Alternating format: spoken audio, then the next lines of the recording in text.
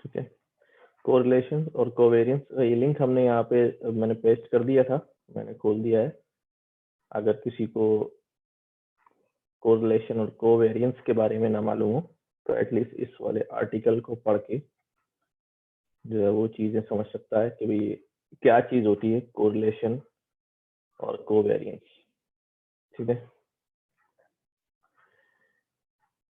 तो basically correlation और covariance जो है वो डेटा के अंदर दो या मल्टीपल कॉलम्स के दरमियान जो है वो स्टैटिस्टिकल रिलेशनशिप ढूंढती है कोरिलेशन के। इन दोनों में जो है वो कितनी डिपेंडेंसी है दो कॉलम्स के अंदर, और कोवेरियंस में वो दिखता है कि इन दोनों कॉलम्स के अंदर कितना रिलेशनशिप है, पॉजिटिव रिलेशनशिप है, न्यूट्रल रिलेशनशिप है या नेगेटिव रिलेशनशिप है। तो पॉजिटिव रिलेशनशिप क्या होता है कि इन केस ऑफ एक कॉलम की वैल्यू को जो है इंक्रीज कर रहे हैं तो हमारे पास साथ साथ जो है वो दूसरे कॉलम की वैल्यूज जो है वो इंक्रीज होती जा रही है। और नेगेटिव रिलेशनशिप जो है, वेरिएंस जो है वो ये है कि अब एक कॉलम को हम बढ़ा रहे हैं दूसरा कम हो रहा है, या एक कॉलम की वैल्यूज को हम डिक्रीज कर रहे हैं तो दूसरे कॉलम की वैल्यूज जो है वो इंक्रीज हो रही है। न्यूट्रल केस में दोनों जो है वो रिलेट नहीं करते तो कोई इफेक्ट नहीं डालते कम ज्यादा करने से। ठीक है। तो ये आर्टिकल पढ़ने के बाद जो आपको अंदाजा हो जाएगा how to calculate covariance matrix to summarise the linear relationship between two और मोर वेरिएबल्स।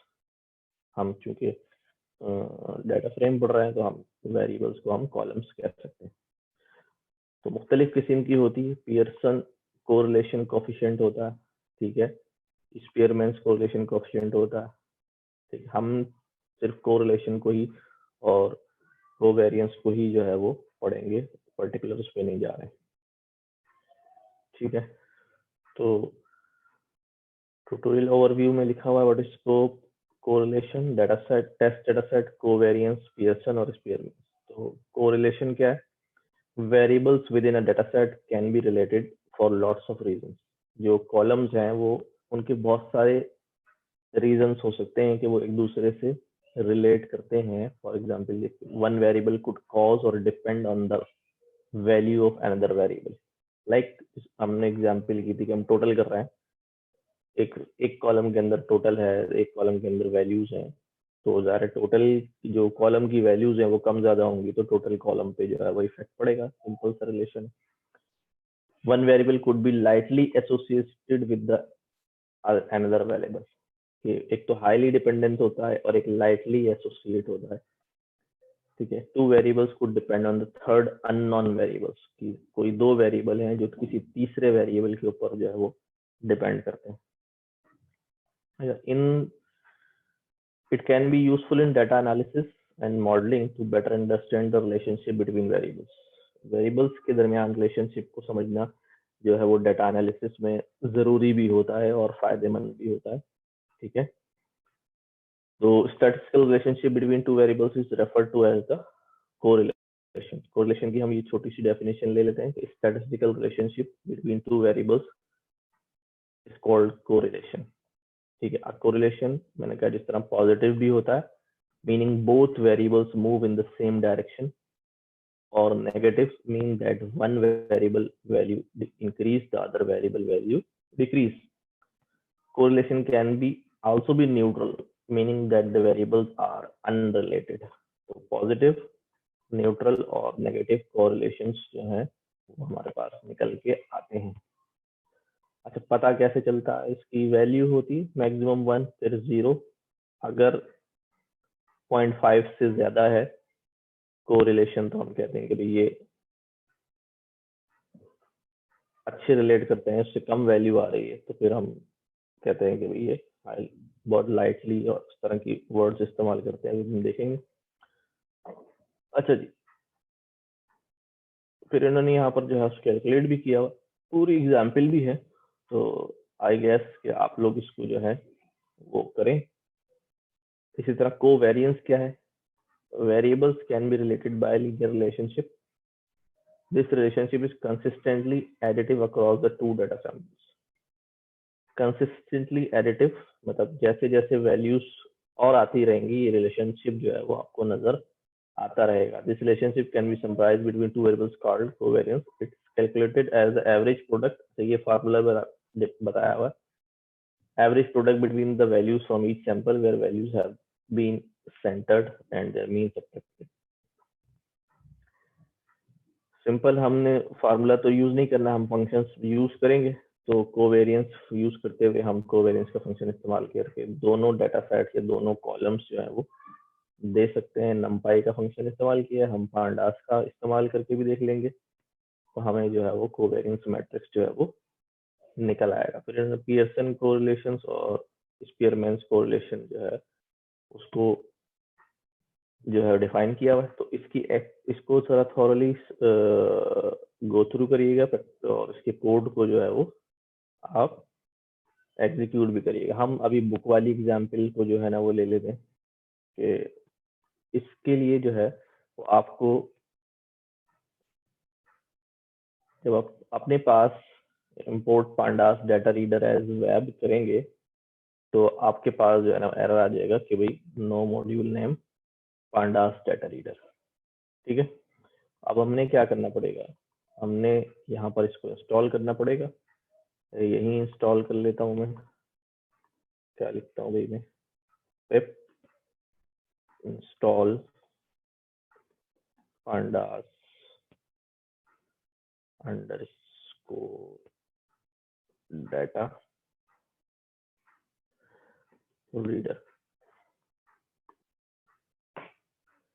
ये भी इंस्टॉल हो जाएगा.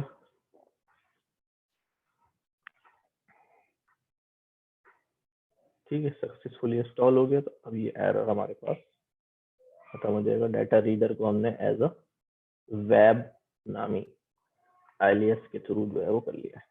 अच्छा, अब हम कर क्या रहे हैं,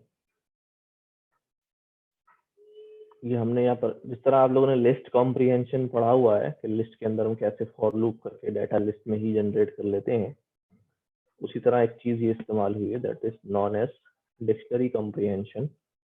शायद ये टॉपिक ना पढ़ा हो कभी आपने, आज इसको भी सीख लेते हैं. भाई हमने यहाँ डिक्शनरी बनाई है ऑल डाटा के नाम से और ये कर्ली ब्रैकेट्स लगे हुए हैं. हो क्या रहा जी, हमने फॉर लूप लगाया और यहाँ एक लिस्ट प्रोवाइड कर दी है जिसमें हमने एप्पल, IBM, माइक्रोसॉफ्ट और गूगल. अच्छा,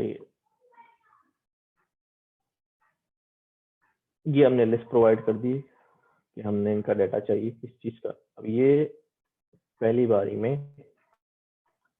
एप्पल जो है वो असाइन होगा टिकर को और हमने वेब को यानी डाटा रीडर को बोला data reader dot gate data Yahoo और ले आओ किसका डाटा, टिकर में आ गया एप्पल. वो डाटा यहाँ पर आएगा और यहाँ पे भी टिकर की वैल्यू आ जाएगी. एक डिक्शनरी की की बन जाएगी एप्पल और उसके अगेंस्ट जो डाटा आएगा वो सारा डाटा जो है वो उसकी वैल्यू बन जाएगी. ये फर्स्ट एलिमेंट होगा डिक्शनरी का. फिर उसके बाद फॉर लूप दोबारा चलेगा, नया टिकर आएगा यहाँ पर भी और वेब से अब जो डाटा आएगा वो IBM का डाटा आएगा और एक नई डिक्शनरी की और वैल्यू जो है वो डिक्शनरी में ऐड हो जाएंगी. इस तरह सो ऑन MSFT और GOG, ये चारों डाटा सेट्स जो हैं वो इनसे रिलेटेड जो भी डाटा होगा वो इस डिक्शनरी में एज अ की वैल्यू पेयर जो है वो ऐड हो जाएगा. ठीक है. अच्छा, ये नाम हमने कहाँ से दिए हैं सवाल का, हमें मालूम, हमने उस डाटा सेट को गो थ्रू किया होगा तो हमें नजर आ रहा है इस कंपनी के ये नाम के साथ डाटा जो है वो मौजूद है. अब इसको मैं एग्जीक्यूट कर देता हूँ. ठीक है, चंद सेकंड्स लेगा ये एग्जीक्यूशन में क्योंकि डाटा फैच कर रहा है.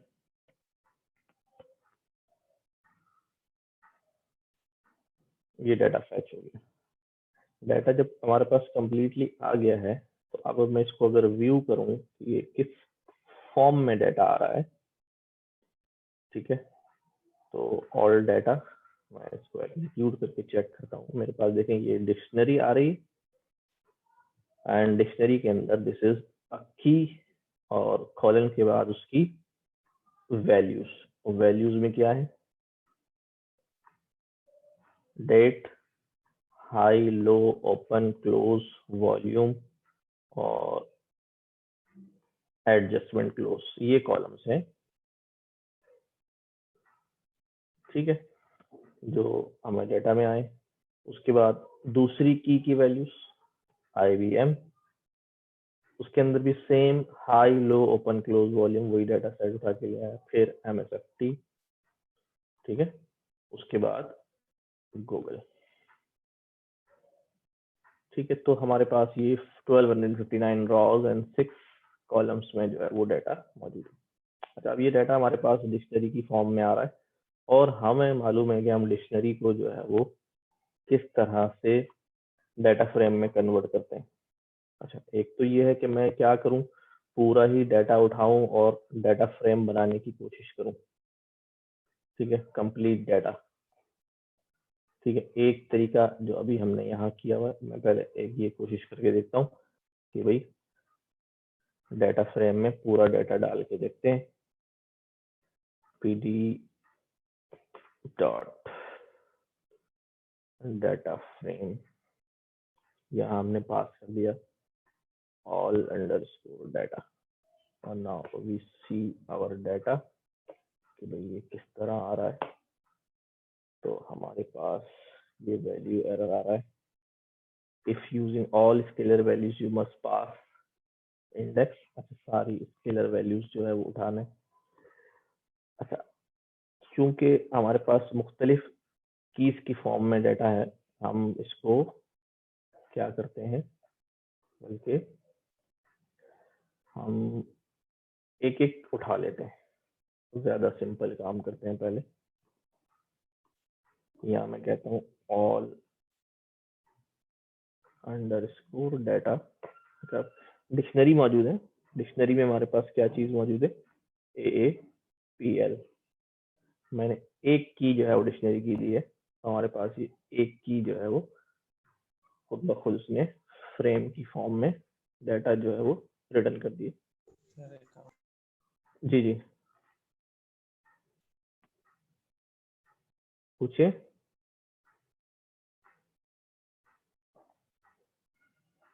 हेलो,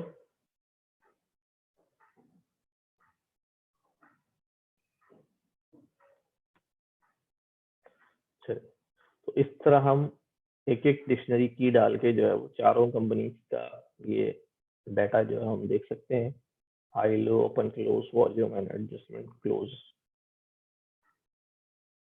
ठीक है, अब हमने क्या करना, हमने सारे कॉलम्स पे काम नहीं करना। हम ये कह रहे हैं कि हमने जो है वो ये क्लोजिंग प्राइस पे काम करना है। जी मोहसिन अली, पूछिए सवाल।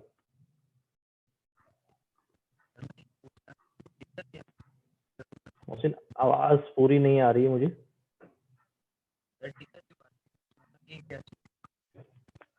नहीं आ रही मुझे आवाज। सर जी अस्सलाम वालेकुम। वालेकुम अस्सलाम। सर जी यही जो आपने डाटा फ्रेम बनाया है अभी जो आपके हाँ, सामने है, अगर इसी को हम एक्सेल में इंपोर्ट करना चाहें तो वो कर सकते हैं? अभी मोहसिन थोड़ी आगे चलेगी ना, सारी बातें एक्सेल CSV एस्टिमेट सब सब शामिल है आज के लेक्चर में। ठीक है, हम इसको इस ओके। डाटा को उठा के राइट करा सकते हैं, एक्सेल की एक्सेल की शीट में राइट करा सकते हैं, वहां चला जाएगा सारा डाटा। ठीक है, ओके ओके। अच्छा। तो अब हमने जो है ना वो क्या किया, हमने कहा अब हम क्या करना चाह रहे हैं कि एडजस्टमेंट क्लोज उठाओ, यानी इस, और ये सारी कंपनीज का उठाना है। तो देखो क्या किया है, ने बोला भाई फॉर लूप चलाया। ये भी आपके पास जो है अंदर क्या बन रही है, डिक्शनरी कॉम्प्रिहेंशन हो रहा है। हमें डिक्शनरी के अंदर मालूम है दो हम फंक्शन चलाते थे, डॉट कीज डॉट वैल्यूज और डॉट आइटम्स। जब डॉट आइटम्स करते हैं तो हमारे पास की भी आती है और वैल्यूज भी आती है। तो हमने टिकर और डाटा, यानी की जो है वो टिकर में उठाई, उसके अगेंस्ट डाटा जो है वो सारा डाटा में उठाया। अब डाटा के अंदर से हमने टिकर तो हमने यहाँ भेज दिया, ठीक है, ये टिकर बनेगा। और डाटा के अंदर तो मैंने पूरा डाटा नहीं उठाया, बल्कि सिर्फ कौन सा कॉलम उठाया, एडजस्टमेंट क्लोज वाला कॉलम उठाया। तो सिर्फ एक कॉलम की वैल्यूज जो है वो इस टिकर के अगेंस्ट, यानी पहला टिकर जो हमारे पास था एप्पल वाला, उसका एडजस्टमेंट क्लोज आ गया। फिर दोबारा ये फॉर लूप आगे बढ़ेगा, तो उसके बाद जो है वो दूसरी कंपनी हमारे पास जो है ना वो IBM थी, IBM का टिकर आएगा, डाटा पूरा आएगा, उसमें से IBM के डाटा में से एडजस्टमेंट क्लोज उठा लेंगे, तो वो दूसरी की वैल्यू बन जाएगी, एंड सो ऑन, ये आ जाएगी। तो प्राइस जो है वो हमारे पास सारी कंपनीज का प्राइसिंग देखो कैसे आ जाएगा। ठीक है, ये सिर्फ उनका एडजस्टमेंट क्लॉज के कॉलम जो है वो डिक्शनरी के अंदर आ गई, ये कीज बनी है। इसके अगेंस्ट जो वैल्यूज हैं वो सिर्फ प्राइस की आई हैं, और हमारे पास वो हमारे डाटा से आई है। अच्छा, ये काम हम ये पूरा डाटा उठाने से पहले भी यहाँ पर भी कर सकते थे, अगर हमें ये पूरा डाटा लोड से बचना था तो ये काम यहाँ भी हो सकता था, खैर, लेकिन एक्सेस पूरे डाटा को ही करना पड़ता। ठीक है, तो ये प्राइस के सामने सारी कंपनीज का, जितने भी हमने टिकर कंपनीज का कंपैरिजन करना है कोरिलेशन कोवेरिएंस पे, उनके प्राइस जो है हमने यहाँ पर उठा लिए। अच्छा, सेम इसी तरह हमने वॉल्यूम उठाया। ठीक है, जो हमारे पास डाटा में वॉल्यूम है, ठीक है, नंबर ऑफ शेयर्स कितने हैं और क्लोजिंग प्राइस क्या थी, वो उठा लिया। अब वॉल्यूम कि किस कंपनी के पास शेयर्स का वॉल्यूम क्या है, सेम वही काम किया हमने, रैंडम कीज चलाया, टिकट डाटा उठाया, साथ में हमने क्या उठाया, यहाँ पे वॉल्यूम का कॉलम उठाया, और वॉल्यूम जो है हमने यहाँ पर गेट कर लिया, ये हमारे पास वॉल्यूम है। ठीक है, अब हमने प्राइस के ऊपर परसेंटेज चेंज मालूम किया है। ठीक है, परसेंटेज चेंज जो है वो एक स्टैटिस्टिकल कैलकुलेशन होती है, जो हम किसी भी कॉलम के ऊपर, किसी भी डाटा फ्रेम के ऊपर निकाल सकते हैं कि कितने परसेंट जो है वो एक दूसरे में चेंज आ रहा है। तो उसको हमने कहा रिटर्न में जो है वो आप सेव कराएं। तो रिटर्न परसेंटेज चेंज के लिए भी मैं आर्टिकल यहाँ लिंक में डाल दूंगा, तो आपको सिंपली समझ में आ जाएगा। ये आपके पास इसने जो है वो परसेंटेज चेंज जो है वो रिटर्न कर दिया हर एक पर। अच्छा, रिटर्न्स के ऊपर पूरा डाटा हम यहाँ व्यू कर रहे हैं, तो चलें इसको मैं शॉर्ट में हम सिर्फ थोड़ा सा डाटा यूज कर लेते हैं, लास्ट की 5 रॉस।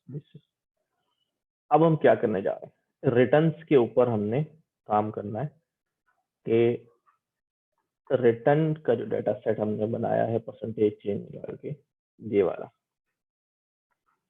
इसने कहा कि भाई ये माइक्रोसॉफ्ट के जो रिटर्न्स हैं उसका कोरिलेशन निकालो IBM के रिटर्न्स के साथ, यानी माइक्रोसॉफ्ट और का कोरिलेशन IBM के रिटर्न के साथ जो है कोरिलेशन निकाल के दो हमें, तो वो बताएगा ये कितना कोरिलेटेड है।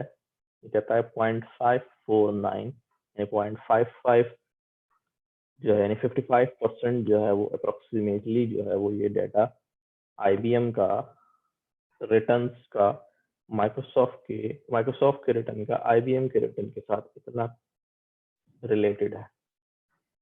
सेम उसी तरह से हमने कहा कोरिलेशन तो निकाल दिया, कोवेरिएंस भी निकाल के बताओ कि इनका कितना है। उसने कहा कि वेरिएंस बिल्कुल नहीं है, ना होने के बराबर है। ठीक है, यानी इन दोनों की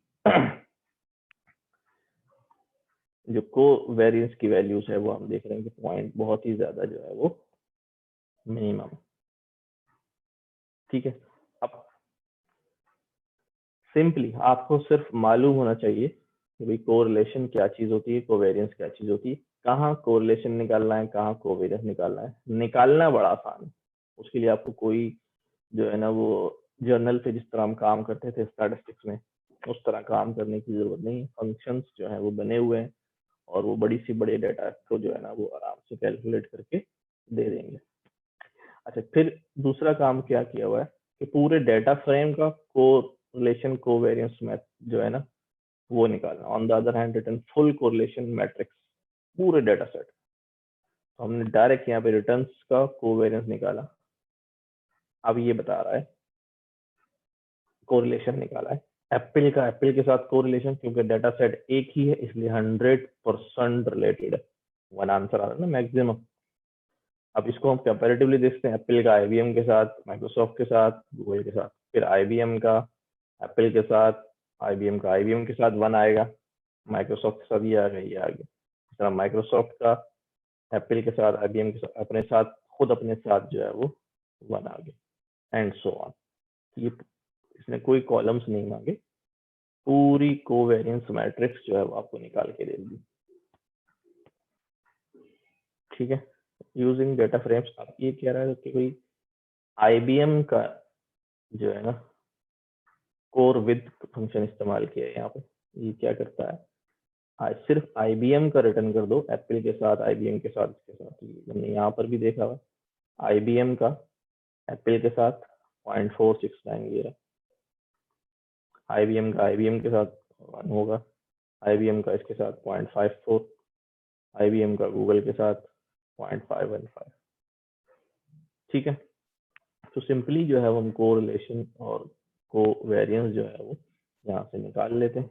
अच्छा, हमने बुक की ही एग्जाम्पल ली है और मैं आपको यहाँ से बुक खोल दूँ अगर दोबारा करना चाहें।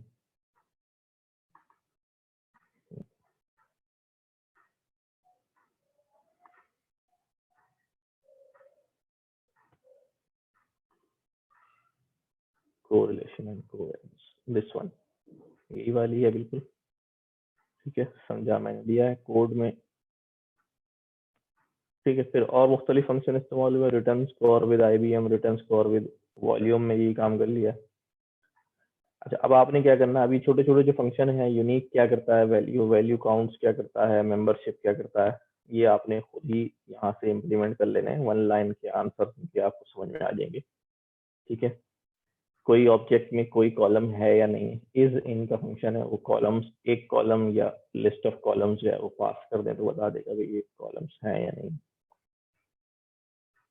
ठीक है, तो ये काम कर लीजिएगा। अगला हमारा जो चैप्टर है वो है data storage and file formats, data loading, storage and file formats. तो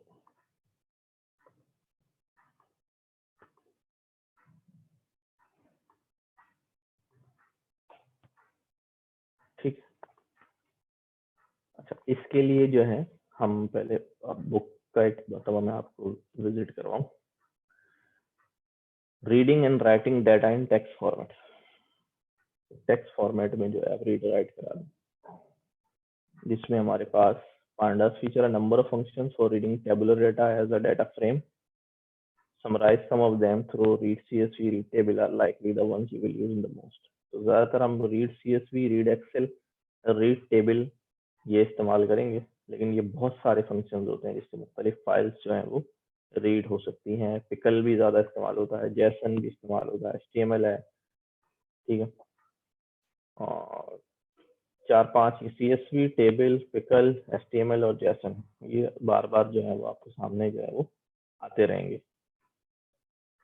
ठीक है, तो इसकी मैंने नोटबुक्स डाली हुई हैं, अभी मैं आपको दिखा देता हूँ। अभी मैं सिर्फ आपको बता रहा हूँ कि रीड कैसे होगी। सिंपली आपने pd.read CSV का फंक्शन इस्तेमाल करना है और अपने उस फाइल का रूट जो है वो, पाथ जो है वो कम्प्लीटली यहाँ पर मेंशन कर देना है। जी दानिश बोले। वालेकुम सलाम।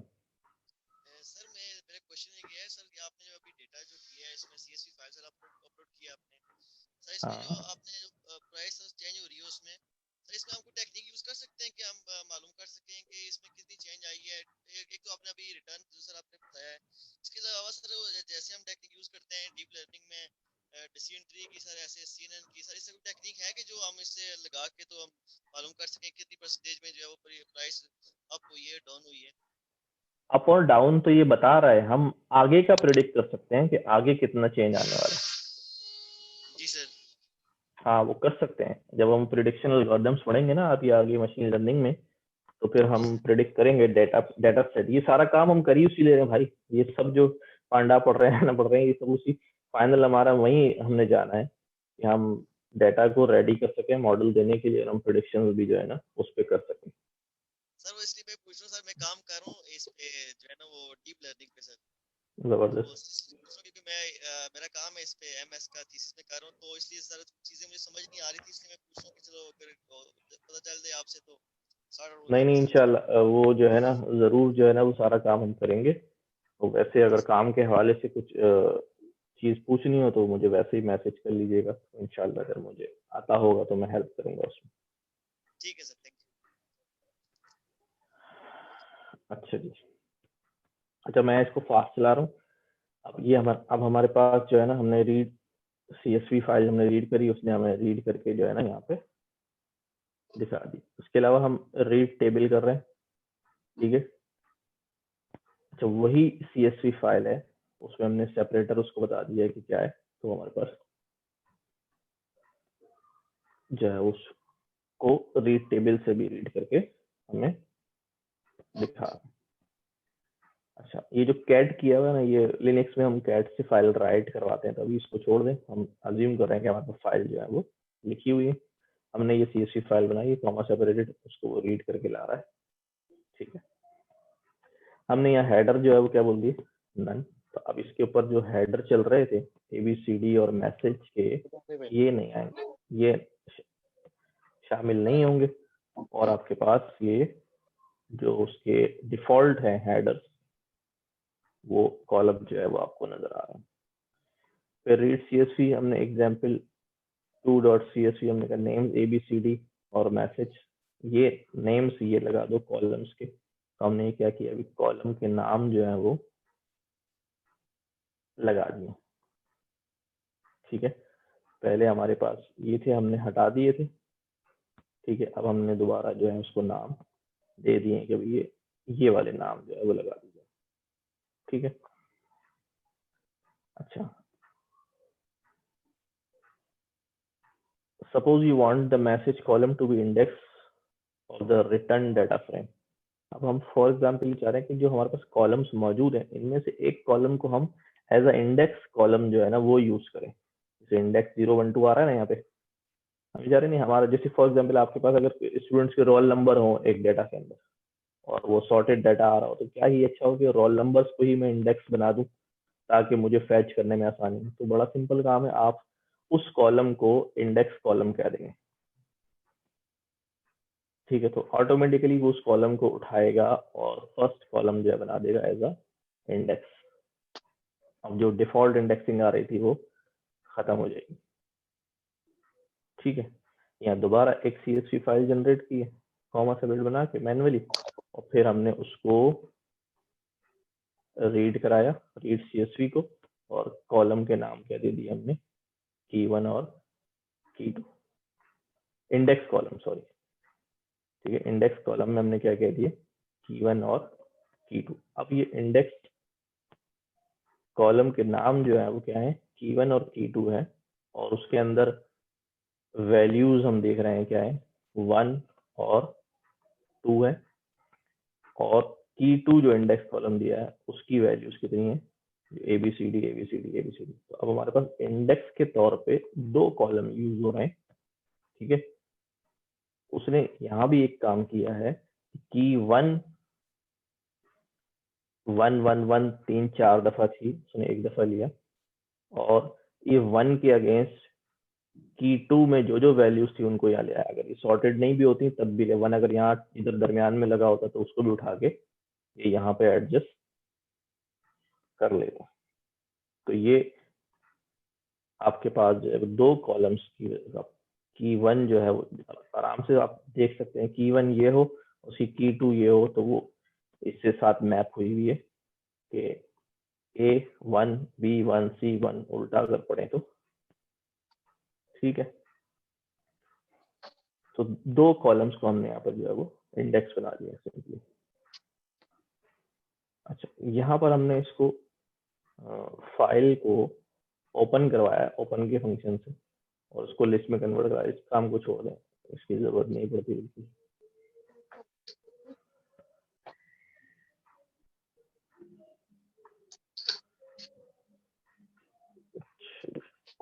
ये वाली बात हो गई। तो रीड कराना सिंपली है, आप उसको रीड करा सकते हैं। अब यहाँ पर जो है वो हमने एक डेटा सेट जनरेट किया है जिसके अंदर आपके पास राइट कराइए फाइल ABCD मैसेज, उसमें ये कॉमा सेपरेटेड डाटा डाल दिया, ठीक है। रीड CSV किया और स्किप रॉस करा दिया। तो 0, 2 और 3 ये रॉस जो है वो क्या कर दी जाए, स्किप कर दी जाए। अच्छा, अब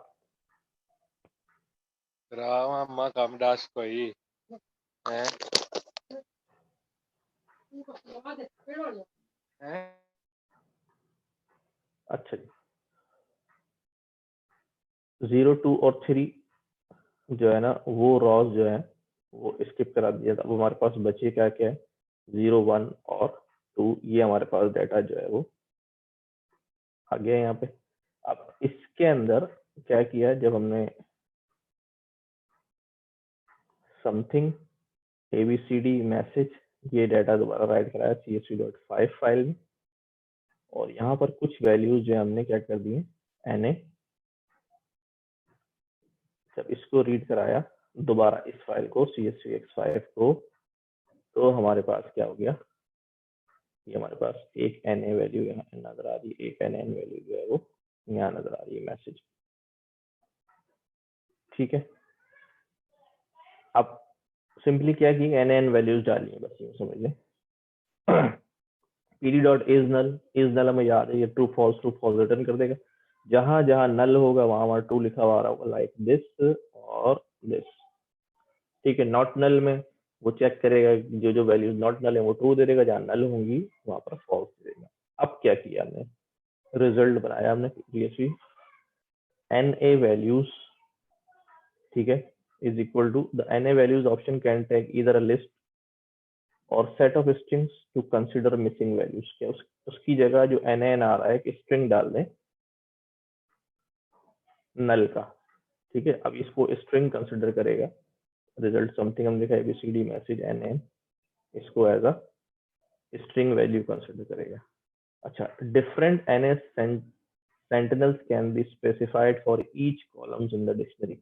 ये बड़ी इंपॉर्टेंट बात है, मतलब इस्तेमाल हम कम करते हैं लेकिन लॉजिकली जो है, जैसे अगर मैसेज के हम कह रहे हैं सेंटिनल बना रहे हैं, मैसेज की डिक्शनरी बनाई, हु और NA उसकी वैल्यूज है, समथिंग की एक जो है ना डिक्शनरी है, यानी हमने अपने कॉलम्स का नाम दे दिया जो स्ट्रिंग वाले, उसके अंदर हमने एक वैल्यू जो है वो 2 रखी।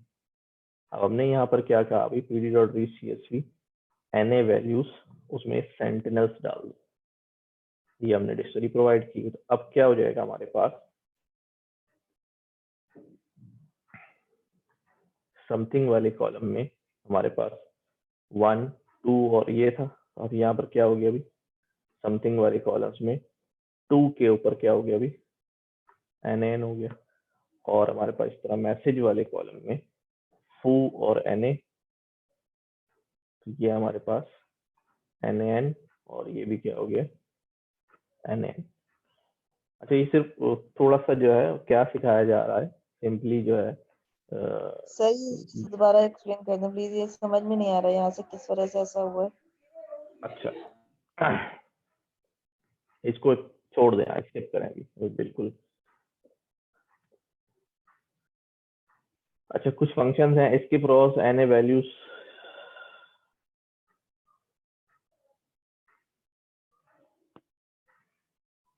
अच्छा अब मैं आपको कहाँ लेके जा रहा हूँ, मैंने थोड़ा सा बुक का आपको ओवरव्यू इसलिए दिया है कि हम जो काम करने जा रहे हैं नोटबुक से, वो आप अगर करना चाहेंगे तो यू विल फाइंड इट कि भाई ये इस तरह हो रहा है।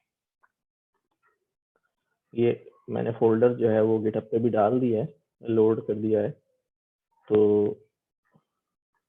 ये प्रैक्टिस रिसोर्स के नाम पे सबसे पहले जो है वो हम यहाँ पर कर रहे हैं डाटा लोडिंग। ठीक है, किस किस फॉर्मेट में डाटा लोड जो है ना हम कर रहे हैं. You will be using Kaggle heart disease use to data set example. Okay ठीक है. Manual loading. अच्छा, import numpy, import pandas, import pickle. Pickle की जरूरत कभी कभी पड़ेगी आपको, शायद पड़ भी सकती है. फाइल नेम हमारे डाटा सेट में heart.csv. मैं अपने रूट पे चेक करता हूँ ये फाइल है या नहीं. यहाँ मुझे फाइल नजर नहीं आ रही है, तो फिर मुझे इसको जो है वो यहाँ पर अपलोड करना पड़ेगा रूट पे, वरना मुझे पूरा पाथ देना पड़ेगा ना. तो ये मेरे पास डाटा के अंदर पड़ी होगी फाइल heart.csv. ये डाटा का फोल्डर भी एक स्टेप फर्दर जो है वहां पर मौजूद है, यानी इस जगह मौजूद है डाटा का फोल्डर. तो मैंने उसमें से वैल्यू फाइल निकाल के अपने ये वाले प्रैक्टिस रिसोर्स वाले फोल्डर में ले आया हूँ. ठीक है, तो डाटा लोडिंग में अब ये फाइल हमारे पास मौजूद है. मैंने फाइल का नाम दे दिया यहाँ पे. अच्छा जी, फाइल रीड करने के लिए सबसे बेहतर फॉर्म क्या है अभी? Read CSV. अभी मैंने आपको बुक में दिखा दी है. हमने कहा अभी df pd.read CSV और फाइल नेम जो हमारा फाइल नेम है, वेरिएबल में ना भी सेव करें, you can write it directly here कि भाई heart.csv, और उसका डाटा मैंने हेड किया. तो ये हमारे पास डाटा जो है वो heart.csv का हमारे पास आ गया. तो एक्सेल फाइल से रीड करना होगा तो भाई रीड एक्सेल भी है हमारे पास, रीड CSV भी है. तो जैसी आपके पास फाइल हो उस तरह कर लें. अच्छा, यही काम जो है वो using numpy load text and generate from text, ये मैंने असाइनमेंट में भी दिया था आपको करने के लिए कि numpy में कैसे डाटा लोड करते हैं CSV फाइल से. तो numpy के अंदर हमने क्या किया, np का फंक्शन इस्तेमाल किया है. लोड टेक्स्ट, फाइल का नेम बता दिया, डेलीमीटर बता दिया है. डेलीमीटर क्या होता है कि इससे वैल्यूज क्या हो रही होती हैं, सेपरेट हो रही होती हैं. CSV के फॉर्म में कॉमा कॉमा लगा होता है, हम बताए थे कॉमा जो है वो सेपरेट, और इसके रॉ नंबर 1. तो अब इसने क्या किया, जब इसने आपके डाटा उठाया है तो ये देखो, ये pandas फ्रेम में डाटा किस तरह आ रहा था हमारे पास, और numpy की फॉर्म में न्यूमेरिकल मैट्रिक्स बन के जो है वो 2 डायमेंशन में हमारे पास शो हो रहा है. इसके अंदर हमारे पास ये जो हेडर्स थे वो शामिल नहीं हो रहे. अगर ये वाली काम मैं कर दूं लाइक दिस, अब ये वैल्यू एरर देगा. क्यों वैल्यू एरर देगा? क्योंकि वहां पर क्या है, स्ट्रिंग है हेडर्स उनके, और numpy जो है वो स्ट्रिंग को डील नहीं करता है. इसलिए हमने इसको यहाँ पर skip rows 1 जो है वो दे दिया है. एक रॉ जो है स्किप कर दें तो उसने पहली रॉ जो उसको नजर आई वो उसने स्किप कर दी. ठीक है, दूसरा हम यही काम कर सकते हैं np.generate from text. डेलीमीटर बता दिया, फाइल नेम बता दिया, ये सब पैरामीटर ना भी दें तो वहाँ डले हुए हैं, इनकोडिंग वगैरह बता दी. ठीक है, तो ये अब उसने जो है इसको जनरेट फ्रॉम टेक्स्ट से सारा डाटा को क्या कहेंगे, लिस्ट बनाया, और एक एक रॉ को एक एक टपल की शक्ल में आपको दिया. फर्स्ट रॉ एक टपल है, सेकंड रॉ एक टपल है, एंड सो ऑन, दूसरा तीसरा, इस तरह ही पूरा डाटा सेट जो है वो उसने हमें दिखा दिया. ठीक है, अच्छा, और मैनुअल लोडिंग. अगर ये फंक्शन की इम्प्लीमेंटेशन जो है हमें बनाई दी है, ये फंक्शन नहीं होती, हमें डाटा खुद रीड कराना होता, तो हम क्या करते,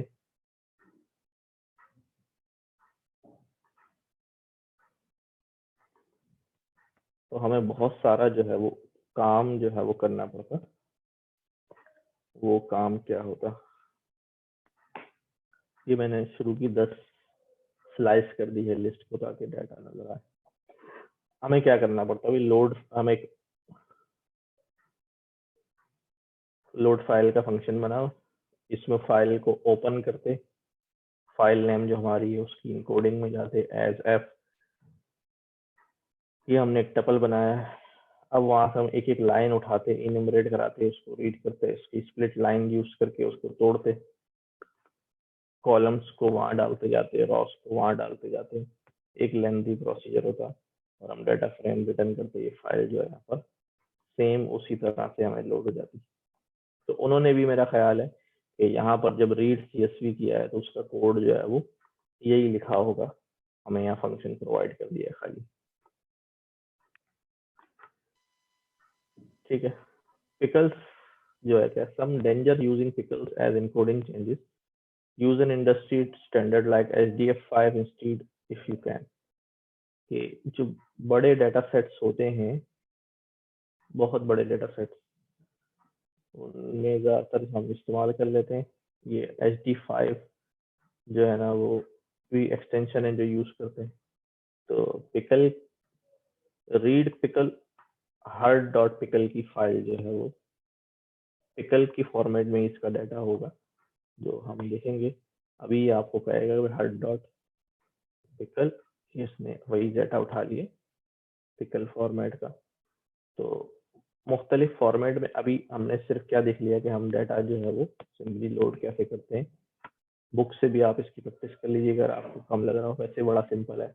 रीड CSV आप फाइल नेम डालें और वो काम जो है वो हो जाता है।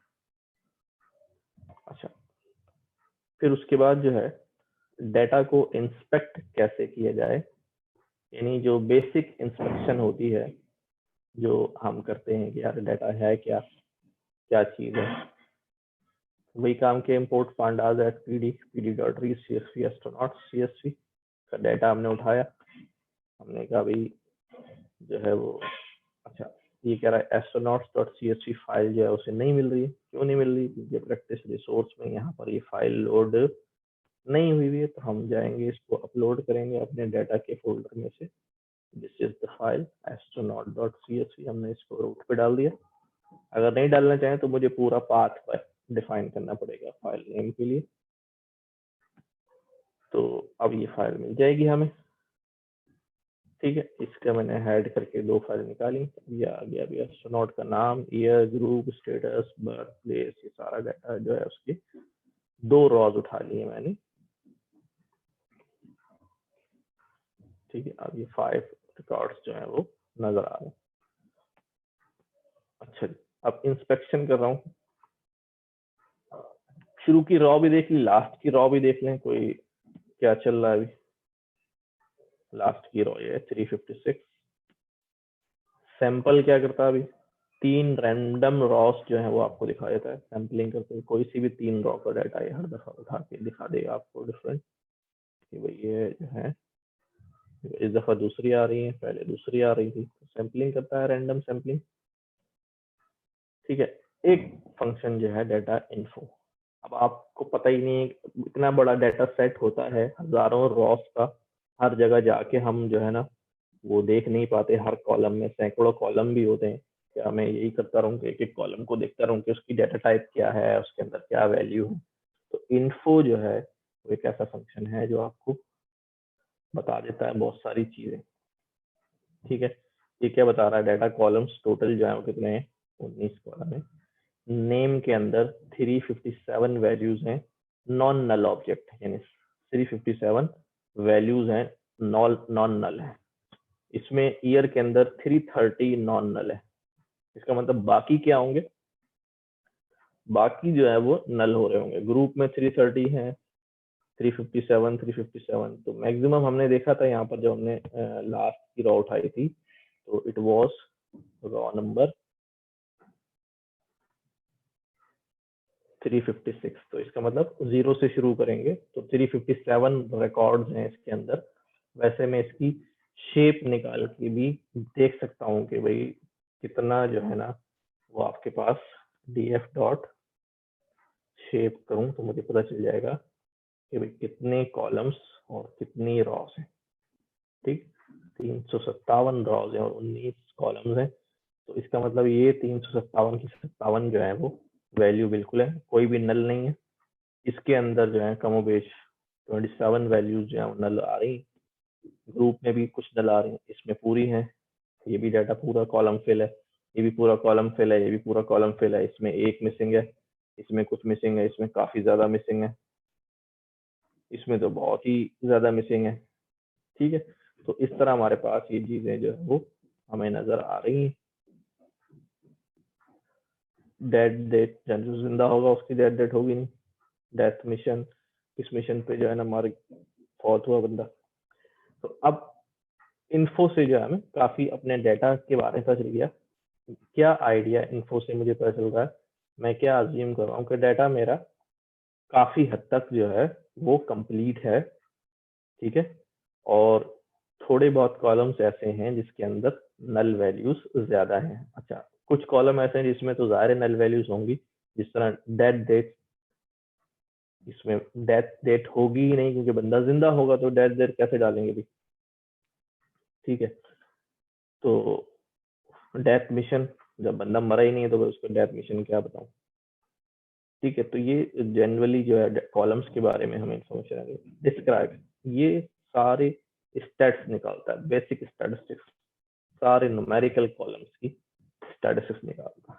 ये काउंट बता रहा है, ईयर के कॉलम में कितनी वैल्यूज है, ग्रुप में कितनी वैल्यूज है, वही चीज यहाँ नजर आ रही है। ईयर के कॉलम में 330 नॉन नल वैल्यूज हैं, तो ये भी बता रहा है 330 वैल्यूज हैं। ग्रुप में 330 वैल्यूज, स्पेस फ्लाइट में इतना डाटा, स्पेस फ्लाइट आर्स इतना है, स्पेस वॉक्स इतना है। ईयर के कॉलम का मीन क्या है, पूरे ईयर के कॉलम का मीन निकाला। ईयर के कॉलम का स्टैंडर्ड डेविएशन कितना आ रहा है, मिनिमम कितना आ रहा है। 25% जो डाटा है उसका वो 78%, 50% डाटा जो है 87 और 75% जो है वो 96 वाले से, मैक्सिमम जो है वो 2009 वाले। इस तरह सबका यही स्टैटिस्टिक्स जो है उसने बेसिक डिस्क्राइब के फंक्शन ने दिखा दिया। या आपको कैलकुलेट करने की जरूरत ही नहीं, यहाँ पर जो है ना मौजूद आ रही है, निकालना चाहे निकाल भी। चलिए इधर शेप लगाई भी है, ठीक है। कोरिलेशन, अभी हमने कोरिलेशन की बात की थी, ये भी पूरे डेटा फ्रेम का कोरिलेशन। तो ईयर के साथ कोरिलेटेड है, ठीक है ना, और ग्रुप के साथ डायरेक्ट कोरिलेटेड होगा। तो हर कॉलम के दरमियान जो है वो कोरिलेशन जो है नजर आ रहा है। The number of each occurrence for each चीज। अब ईयर की वैल्यू काउंट्स, ईयर के अंदर जो जो वैल्यूज हैं, ठीक है, वो कितनी बार आ रही हैं। जैसे इसने कहा वैल्यू काउंट्स में 1996 जो है वो 35 बार अपीयर हुआ है, ठीक है। जिस तरह इसने यहाँ पर भी आपको कुछ करके बताया था। अच्छा, इधर ये 78 इतनी बार आया। हर वैल्यू को वो चेक करेगा कि ये कितनी बार जो है ना वो अपीयर हो रही है। ये हम किसी पे लगा सकते हैं। डीएफ का मैक्स निकालो, पूरे डीएफ का जो है ना मैक्स कैलकुलेट करो, वो हर कॉलम या हर रॉ का जो है मैक्स निकाले। ईयर के अंदर मैक्सिमम वैल्यू 2009 है, ग्रुप के अंदर ये है, status retired, birth date, place of birth, male, space flights, हर कॉलम की जो है वो मैक्सिमम वैल्यू जो है आपको दिखा। तो ये कुछ फंक्शन जो है वो हमने यहाँ पर यूज किए हैं। Head, tail, sample, info, describe, min, max, तो आप पहले भी यूज करते रहे। तो ये डाटा को हमने अभी एक जल्दी से जो है वो क्या किया है, इंस्पेक्ट किया है कि क्या है, ठीक है। अच्छा, डेटा सेविंग एंड सीरियलाइजिंग, ठीक है। अब अभी तक हम डाटा रीड कर रहे थे और बनी हुई CSV फाइल या एक्सेल फाइल जो है उसको हम रीड करके ला रहे थे। अब जो हम डाटा यहाँ जनरेट करेंगे अपनी नोटबुक में, उस डाटा को राइट कराएंगे ताकि वो डाटा हमारे पास परमानेंटली सेव हो जाए। तो हमने क्या किया, यहाँ पर आपको नजर आ रहा है रैंडम डाटा जो है जनरेट किया, 1,00,000 रॉज और 4 कॉलम। कॉलम के नाम ABCD, ठीक है। ये और हमने इसको व्यू करने के लिए इसका हेड निकाल लिया, तो ये रैंडम डाटा जो है वो जनरेट हो गया, ठीक है। अब यहाँ क्या किया है, डाटा फ्रेम को फंक्शन इस्तेमाल किया है toCSV। फाइल का नाम क्या रखेंगे, save.csv। इंडेक्स शामिल नहीं करें, फॉर्मेट क्या होना चाहिए, फ्लोटिंग फॉर्मेट होना चाहिए और 0.4f यानी 4 डेसिमल्स में सेव करना है। इसमें ज्यादा आ रहे हैं, आप और कम करना चाहें आप और कम कर दें, 3 कर दें, ठीक है। जैसे इसको एग्जीक्यूट करूंगा तो हमारे पास रूट के ऊपर ये फाइल safe.csv जो है वो नजर आ जाएगी हमें कि ये बन गई होगी। दिस वन इज फाइल, मैं इसको खोल के चेक कर सकता हूँ। ये पूरा डाटा देखो CSV फॉर्मेट में आ गया, कॉमा सेपरेटेड वैल्यूज, ये कॉलम्स हैं इसके, और ये 1 लाख का रिकॉर्ड जो है वो हमने चंद सेकंड के अंदर खड़ा कर दिया रैंडम डाटा, ठीक है। तो वेरी सिंपल। इस तरह पिकल फॉर्मेट में भी सेव कर दूं, save.pickle, ये पिकल फॉर्मेट में भी आपके पास फाइल आ गई। भाई save डॉट, क्या save डॉट ही लिखा था ना, df to save.pickle, ये आ गई save.pickle, ये आ गई, ठीक है। इसको हम व्यू नहीं कर पाते क्योंकि ये इनकोडेड फॉर्म में होती है, तो आप इसको देख नहीं पाएंगे, अभी रीड करा के हम देख सकते हैं। अच्छा जी, डाटा सेविंग, ठीक है। अच्छा, df to HDF फॉर्मेट में, HDF जो है ना वो हडूप फॉर्मेट होता है, किसी ने अगर नाम पढ़ा हो, बिग डाटा के अंदर इस्तेमाल होता है, हडूप एंड स्पार्क वगैरह, उसमें सेव कर सकते हैं। फीडर भी अलग से हमें इंस्टॉल करना पड़ेगा .fth फॉर्मेट में सेव करने के लिए, इनसे कम वास्ता पड़ेगा, लेकिन एक नाम भी अगर आप कभी सुन लें, जरूरत पड़े तो ये चीजें मौजूद होती हैं, यहाँ भी ये हमें पता है, हम इसको हैंडल कर लेंगे, ठीक है। Now this is very easy test. It's only numeric data. If we add strings in the categorical data in the, this can slow down a lot. This is on mixed astronaut data from Kaggle. कि अब ये चूंकि हमारे पास सारा numerical data था, जल्दी जो है वो राइट हो गया, ठीक है। ये हमारे पास जो एस्ट्रोनॉट वाली फाइल है ये है, जिसको जो हमने अभी लोड भी की थी लोडिंग में, इस एस्ट्रोनॉट फाइल को जो है, अच्छा .2c, ये हमारा डाटा फ्रेम है एस्ट्रोनॉट वाला, इसमें लोड कर दिया हमने। अब इसको मैं df to save CSV के नाम से ही सेव कर रहा हूँ, ठीक है। और इसको मैंने एग्जीक्यूट किया, ये डाटा चलाया मैंने df, और इसको मैंने किया df। जी बिलाल इकबाल, बिलाल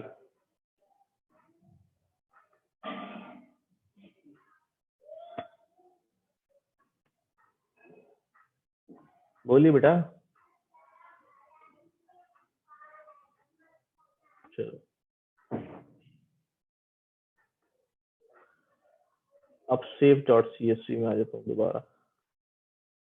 तो ये हमारे पास जो है वो पूरे जो स्ट्रिंग डाटा और सारा डाटा पे पूरा जो है उसने कॉमा सेपरेटेड जो है वो सेव कर दिया, ठीक है।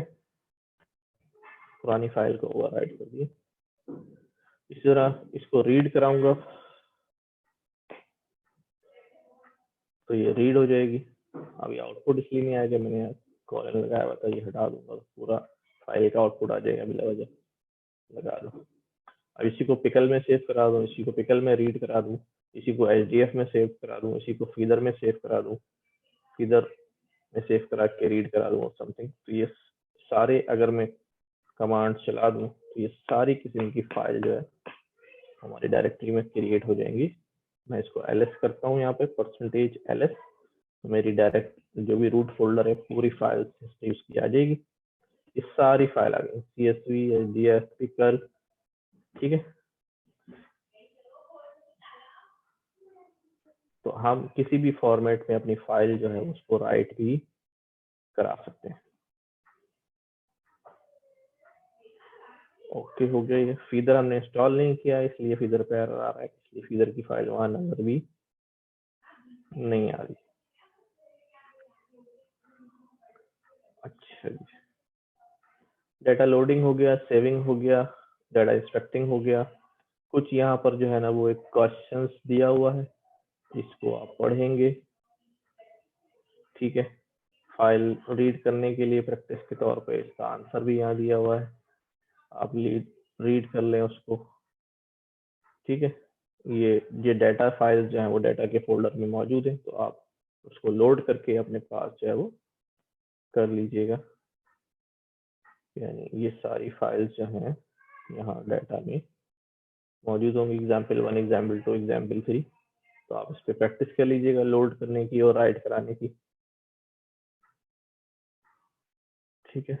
ये पुरानी फाइल पड़ी है क्रिएटिंग डाटा फ्रेम वाली, इसको भी गो थ्रू कर लीजिएगा, तो हम कर ही चुके हैं अच्छी तरह से, अब आई गई होगी।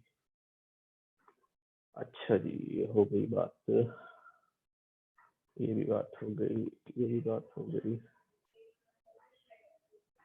ये भी बात हो गई,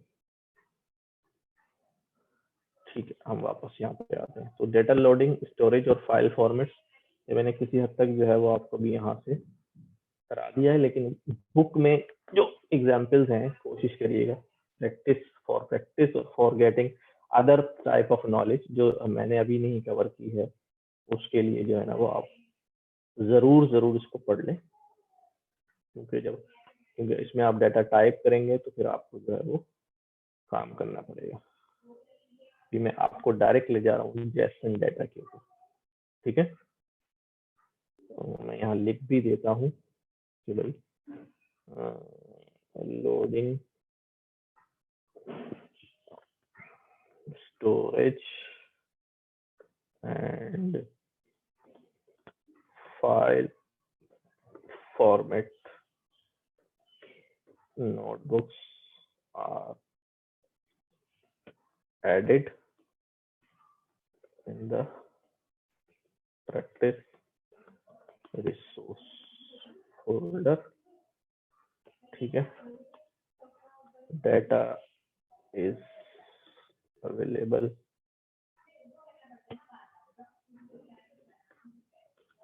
in data folder,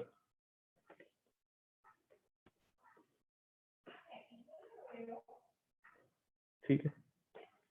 और यहाँ से हम शुरू करते हैं जेसन डाटा। किसी को मालूम है जेसन डाटा क्या होता है?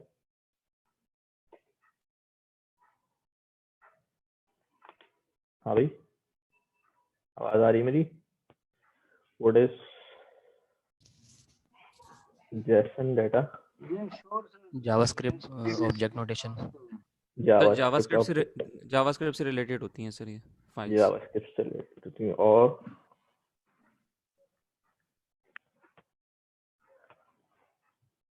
अच्छा, जावास्क्रिप्ट ऑब्जेक्ट नोटेशन के तौर पे जो है ना ये डाटा कहलाता है जेसन डाटा। ये जो बात की जावास्क्रिप्ट से रिलेटेड होती है, तो ऐसा सिर्फ नहीं है। अब ये हर लैंग्वेज और हर डाटा जो है ना उसको टाइप ऑफ डाटा स्टोरेज जो है इस फॉर्मेट को फॉलो करती है, और स्टैंडर्ड बनता जा रहा है कि अब जो डाटा गेट करते हैं ज्यादातर लोग वो टेबुलर फॉर्म में नहीं बल्कि जेसन फॉर्म में आता है, और उस जेसन फॉर्म को फिर कन्वर्ट कर लेते हैं, हम पास कर लेते हैं अपने किसी न किसी फॉर्मेट के अंदर, ठीक है। तो अब यहाँ पर क्या किया हमने, कहता है जेसन शॉर्ट फॉर्म है JavaScript has become one of the standard formats for sending data by HTTP request between web browsers and other applications, ठीक है। It is a much more free form data format than a tabular text form like CSV. Here is an example. क्या किया हमने, एक string बनाया है जिसका नाम क्या रखा हमने, कि इसको पूरा ही लेता हूँ, वहां डाल देता हूँ पढ़ने के लिए, लाइक इसको हटाया, दिस इज ये आपके पास बताऊं, ठीक है। एक स्ट्रिंग बनाया, लेकिन इस स्ट्रिंग के अंदर हमने क्या किया है, डिक्शनरी बनाई। अगर आपको नजर आ रही हो डिक्शनरी, एक की है, उसके अगेंस्ट जो है वो उसकी वैल्यू है, फिर ये दूसरी की है, इसके अगेंस्ट उसकी वैल्यू है। मैं तरतीब इसलिए दे रहा हूँ कि आपको समझने में मुश्किल ना हो। एक और की, इसके अगेंस्ट इसकी वैल्यू, एक और की। अच्छा, ये भी चल ही रही है।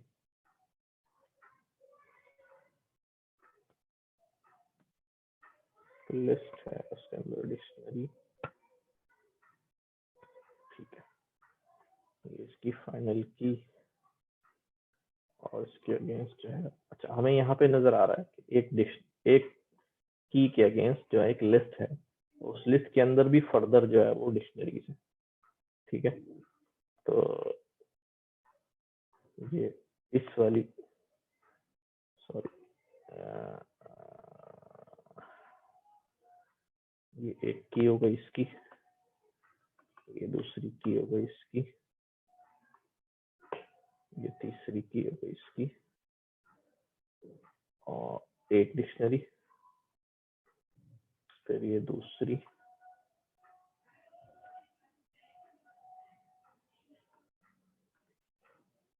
ठीक है। और ये इसको मतलब ये हमारे पास एक डिक्शनरी ये है, उसके अगेंस्ट ये इसकी की वैल्यू, ये इसकी की वैल्यू, फिर ये इसकी की वैल्यू, फिर ये इसकी अगेंस्ट एक लिस्ट है, ये वाली लिस्ट, इसके अंदर एक डिक्शनरी है, उसकी की वैल्यू, उसकी की वैल्यू, इसकी की वैल्यू, और ये डिक्शनरी यहाँ क्लोज हो गई। कॉमा डाल के एक और हमारे पास डिक्शनरी सी हो गई, इसकी की वैल्यू, उसकी की वैल्यू, ठीक है।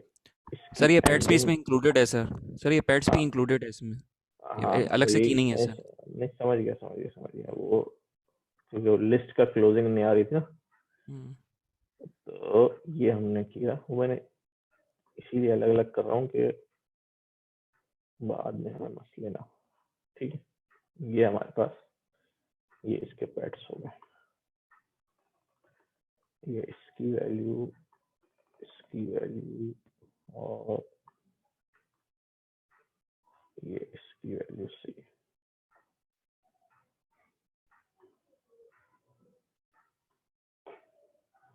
ये होगा, ठीक है। स्ट्रक्चर हमारा डिक्शनरी के अंदर डिक्शनरी समझी है हमने, लेकिन इस डिक्शनरी को हमने ऑब्जेक्ट नोटेशन में आया तो हमने स्ट्रिंग में कन्वर्ट करके एक ऑब्जेक्ट नाम रख दिया, ठीक है। इसको हमने एग्जीक्यूट किया, ये एग्जीक्यूट हो गया।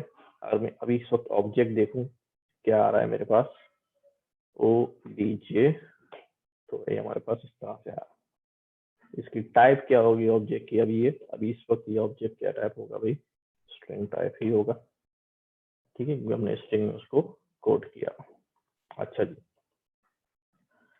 पाइथन में भी हमने जैसन पढ़ा था, डेटा लोडिंग और डंप्स करना, अगर आप लोग भूले नहीं हो, अभी यहाँ पर भी हम जो है, तो जैसन जो है is very nearly valid Python code with the exception of its null values, null, and some other nonsense such as disallowing trailing commas at the end of the list.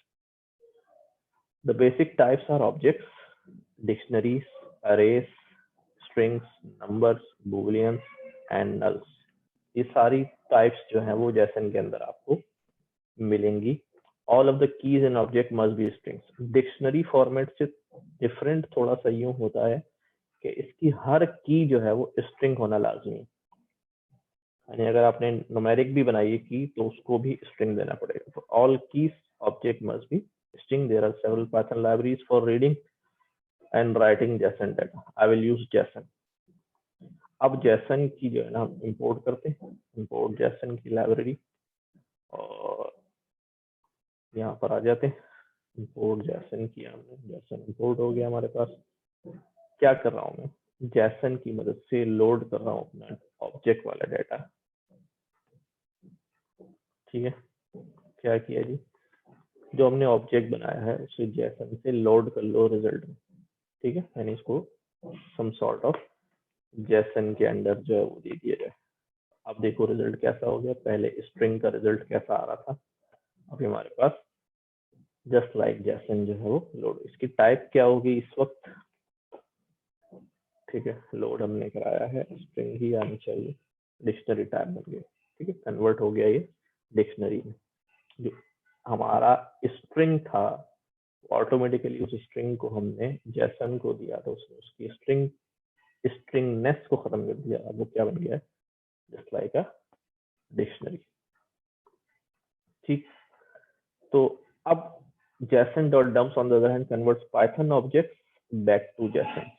अब मैं इस स्ट्रिंग को वापस किस में डाल देता हूँ, JSON के अंदर डंप करा देता हूँ, अपनी डिक्शनरी को JSON में डंप करा देता हूँ, ए JSON। अब एज JSON में क्या आ गया भाई, एज JSON में हमारे पास ये हमारे पास JSON फॉर्मेट में आ गया, ठीक है, डिक्शनरी से थोड़ा सा चेंज हो गया,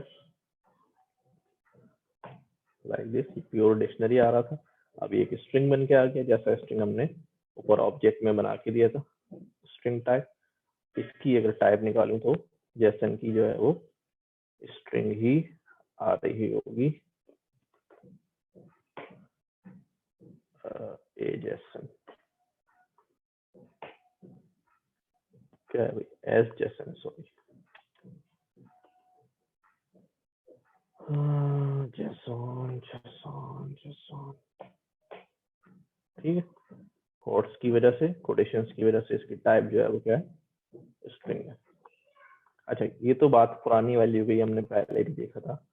अब हम क्या कर रहे हैं, हमने ये कहा भाई कि हमारे पास, देखो कोड को समझना कि pd.dataFrame रिजल्ट जो हमारा पास ये था डिक्शनरी, उसमें से सिबलिंग का कॉलम उठाओ, सिबलिंग के कॉलम में ये चीजें,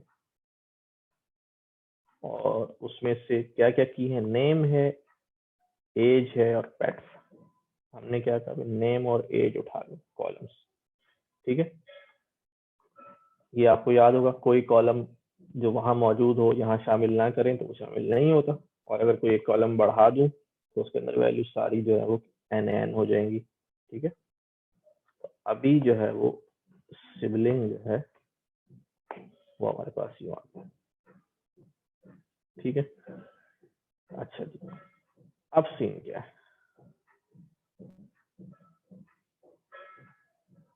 हमने JSON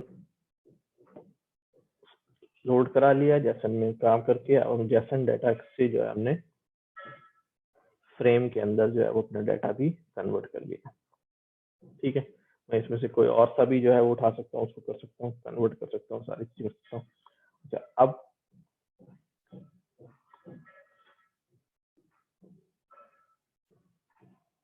XML and HTML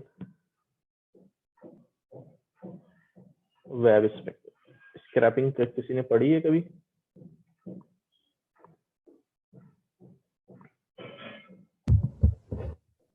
yes sir, पढ़ी है या करी है?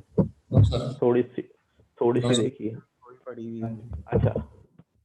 अच्छा, ये जो इस क्लास की रिकॉर्डिंग के साथ जो है ना, मैं स्क्रैपिंग की जो है ना, पूरी कंप्लीट स्क्रैपिंग का एक रिकॉर्डिंग जो है ना वो अलग से जो है वो लोड करूंगा, जिसके अंदर आप स्क्रैपिंग सीख भी जाएंगे, ठीक है ना, और अच्छी वाली स्क्रैपिंग। तो मैं अभी इस टॉपिक को यहाँ से जो है ना स्किप कर रहा हूँ, इसके साथ ही जब मैं अपलोड करूंगा ना ये वाली वीडियो तो आपको मिल जाएगी, ठीक है। Reading Microsoft Excel file, pd.excel file है, बिल्कुल उसी तरह काम करेगा। एक्सेल फाइल पूरी आ गई, उसमें जो कौन सी शीट रीड करनी है तो आप जो है वो रीड कर सकते हैं।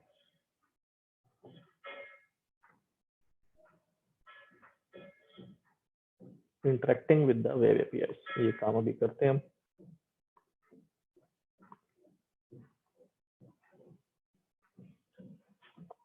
एपीआई क्या होती है भाई?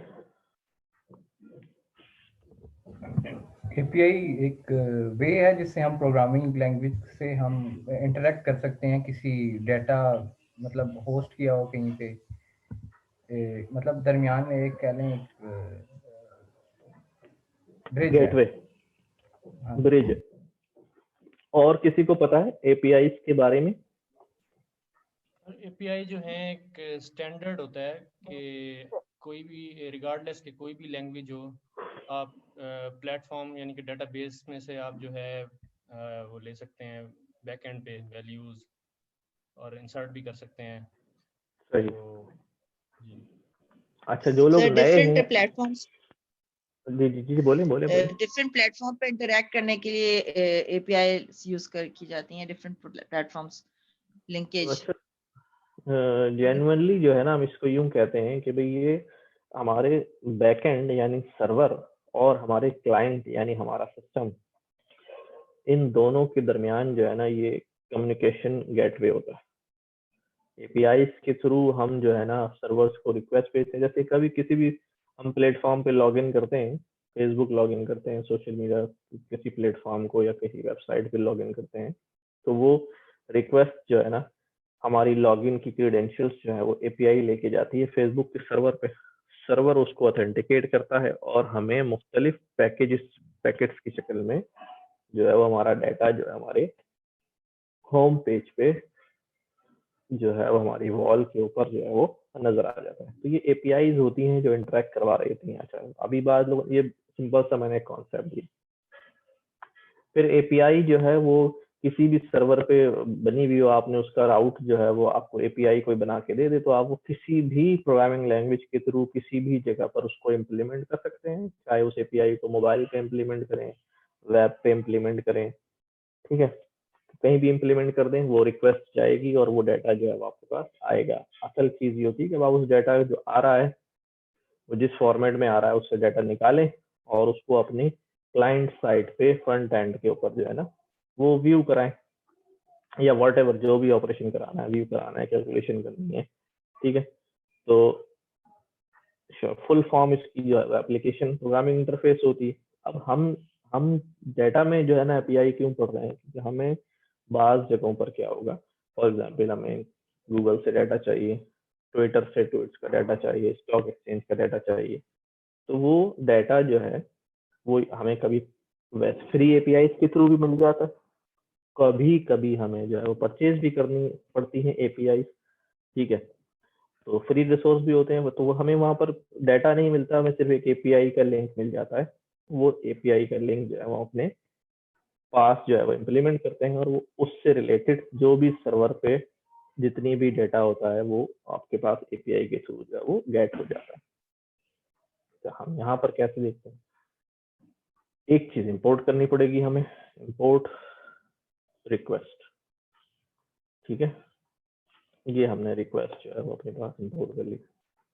क्या किया, ये एपीआई का यूआरएल है, api.github.com। आमतौर पे गिटहब की एक एपीआई है, वो हम उसका यूआरएल हम यहाँ यूज कर रहे हैं, ठीक है।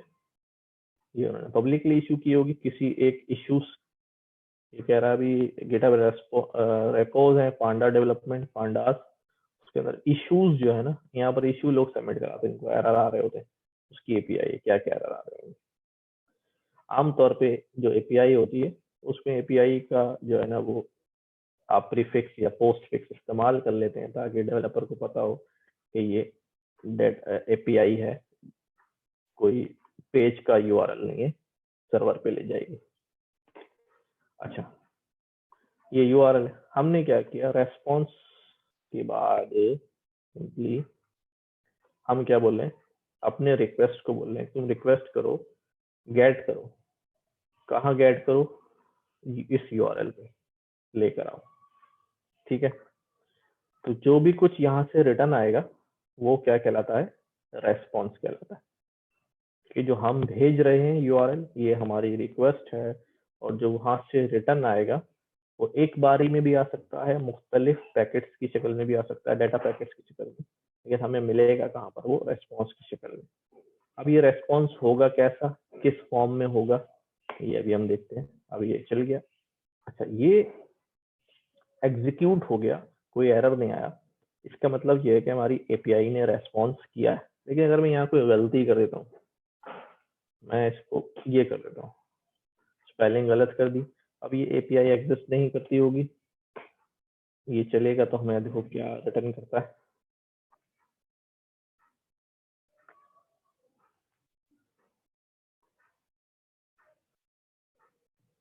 चलिए,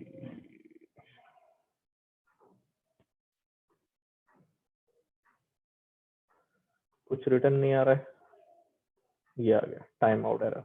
तो उसको ये मिल ही नहीं रहा बेचारे को, वो काफी देर तक ढूंढता रहा कि सर्वर पे कहीं जाके, जहां भी ये सर्वर है, जहां ये होस्ट हुई है, कहीं पर ये मिल जाए कनेक्शन। जो है वो क्या हो गया, टर्मिनेट हो गया। क्या मैक्सिमम ट्राइस रीट्राइज लगा दिया उसने, लेकिन उसको नहीं मिला। फेल टू एस्टेब्लिश कनेक्शन, इससे कनेक्शन बना ही नहीं। ओके, अच्छा दूसरी चीज, ये तो वो एरर था कि जो एपीआई का जो लिंक है हमने वो ही गलत डाला।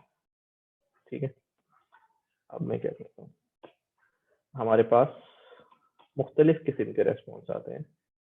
ठीक है, जैसे अभी मैं इस रेस्पॉन्स को अगर प्रिंट कराऊं तो ये हमारे पास रेस्पॉन्स में क्या आ रहा है, रेस्पॉन्स 200। इसका मतलब ये होता है कि हमने जो रिक्वेस्ट भेजी है उसने रेस्पॉन्ड कर दिया।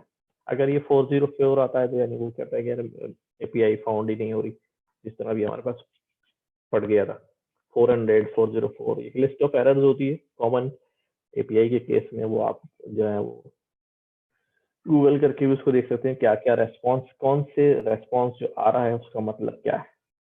इस 200 का मतलब ये है कि एपीआई जिंदा है, उसने रेस्पॉन्ड कर दिया, आपने पुकारा है, उसने आवाज रिटर्न किया है। क्या रिटर्न किया अभी देखते हैं।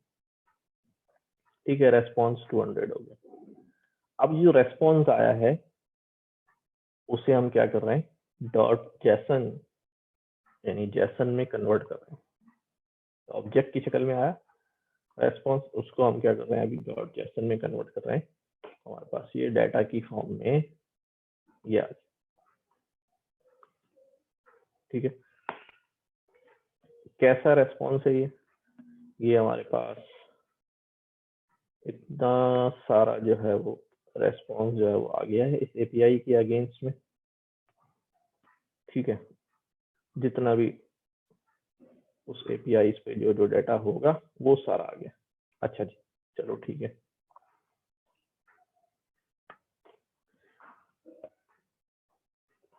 इस डाटा की टाइप क्या है जो आया हमारे पास, किस क्या आया भाई डाटा, मेरे ख्याल से लिस्ट की शक्ल में आया। ओहो, लिस्ट आई। ठीक है, एक लिस्ट है। दोबारा व्यू करते हैं हम डाटा को।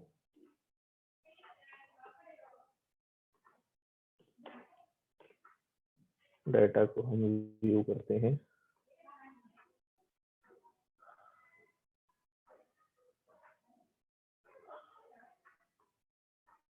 ये लिस्ट, ठीक है।